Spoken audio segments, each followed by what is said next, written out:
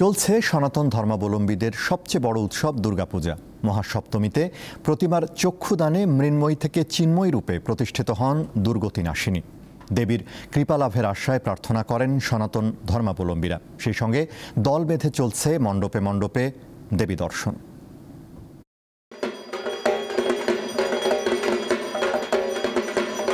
মণ্ডপে মণ্ডপে বর্ণিল আয়োজন, ঢাকের বাদ্যে ভক্তের হৃদয়ে আনন্দের দোলা, ফুল, চন্দন, ধূপ আর দীপে সাজানো দেবীর নৈবেদ্য। রাজধানী ঢাকেশ্বরী জাতীয় মন্দির সহ দেশের সব মন্দিরেই সকাল থেকে সপ্তমী পূজার আনুষ্ঠানিকতা শুরু হয়।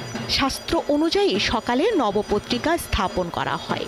নবপত্রিকা শব্দটির আক্ষরিক অর্থ ৯টি গাছের পাতা: কলা, হলুদ, জয়ন্তী, বেল, দারিম্ব, অশোক, মান ও ধান। এই ৯টি উদ্ভিদকে পাতা সহ একটি কলা গাছের সঙ্গে একত্র করা হয়। পরে একজোড়া বেল সহ শ্বেত অপরাজিতা লতা দিয়ে বেঁধে লাল পাড় সাদা শাড়ি জড়িয়ে ঘোমটা পরা বধূর আকার দেওয়া হয়। তারপর তাতে সিঁদুর দিয়ে সপরিবার দেবীর ডান দিকে দাঁড় করিয়ে চলে পূজা অর্চনা।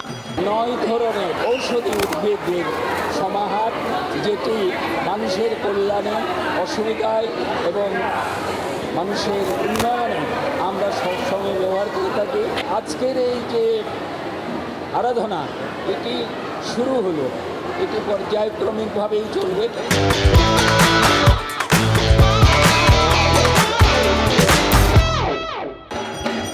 পাপ মোচন আর শান্তির বারতা নিয়ে এসেছে মা উমা। তাই তো দল বেঁধে চলে দেবীর দর্শন। আনন্দময়ীর কাছে নত জানু ভক্তের মন। তো মা অবশ্যই আমাদের সবার মাঝেই আছেন এবং সবসময় সারা বছর জুড়ে আমাদেরকে আগলে রাখছেন। সবাইকে নিয়ে একটা নিরাপদ দেশ চাই। আমরা একটা দেশ এবং জাতি হিসেবে যাতে একসাথে থাকতে পারি। মার কাছে এটাই প্রার্থনা থাকবে যাতে দেশের প্রত্যেকটি মানুষ ভালো থাকে। বর্তমানে যে টালমাটাল অবস্থা চলছে, সব কিছু মিটে যাক, জগতে সবার মাঝে শান্তি বর্ষিত হোক। সব ধর্ম নির্বিশেষে আমরা সবাই যেন একসাথে ভালো থাকি। মঙ্গলবার মহা অষ্টমী। রাজধানীর রামকৃষ্ণ মিশনে অনুষ্ঠিত হবে অষ্টমীর মূল আকর্ষণ কুমারী পূজা।